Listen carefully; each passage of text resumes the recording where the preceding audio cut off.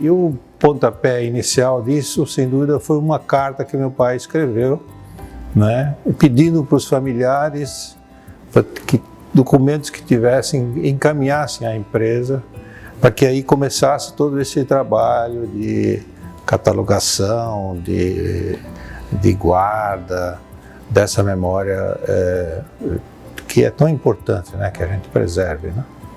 É um prédio que tem um pouco mais de 100 anos, é um prédio que nasceu com uma estrutura de ser uma fábrica para a época. Nós resgatamos novamente esse prédio e hoje lá onde é que nós temos o nosso arquivo histórico, se a gente resgatar aí os últimos 100 anos, nós passamos por uma proclamação da República, desde a Companhia Hering foi fundada, passamos por uma Primeira Guerra Mundial, por uma Segunda Guerra Mundial, mas independente dessas mudanças, os valores, a cultura dessa organização permanece firme no seu caminhar. A Fundação Hermann Hering foi contemplada com o Prêmio de Modernização de Museus. Nós tivemos uma meta de catalogar, digitalizar e indexar 5.000 itens de acervo. A gente está muito feliz com o resultado, porque a gente não apenas fez esses 5.000, a gente está passando até essa meta.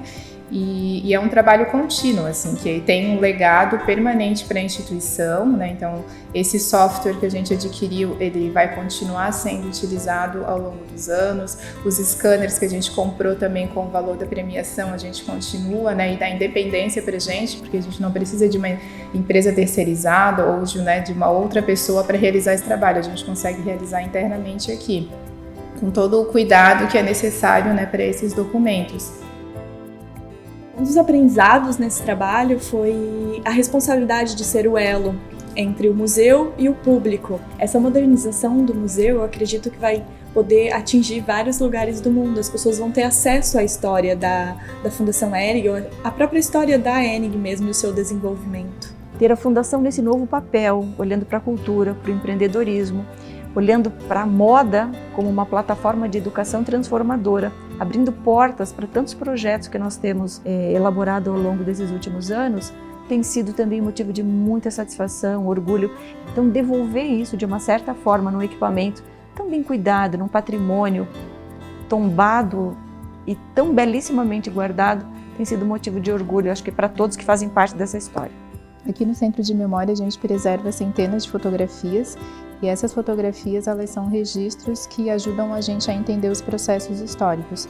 Essa fotografia, por exemplo, ela foi registrada no início do século XX e aí com ela a gente consegue perceber a transformação do espaço físico, a vegetação, aqui a gente consegue perceber como que mudou ao longo desses séculos, a transformação do espaço, né, em termos de edificações que foram construídas. As crianças aqui a gente consegue perceber que elas estão descalças, né, o que era muito comum. E aí, num todo, essa fotografia vai demonstrar as relações sociais, que nessa época eram relações de trabalho. O acervo ele conta uma história muito legal. Mas não é só sobre isso. A gente quer usar essa história, que foi um exemplo legal do passado, um case, né, que foi interessante, para que isso se conecte com as pessoas de hoje, né, através do museu, através da exposição, por meio de pesquisas e tudo mais, mas que isso sirva como ferramenta para olhar para um futuro. E isso é um legado enorme para a comunidade, né? Isso é um legado de aprendizado de como se fazer, de como estar à frente de uma organização centenária e de como influenciar um país inteiro a partir de uma moda que traz elementos de comportamento relevantes em cada período da sua história.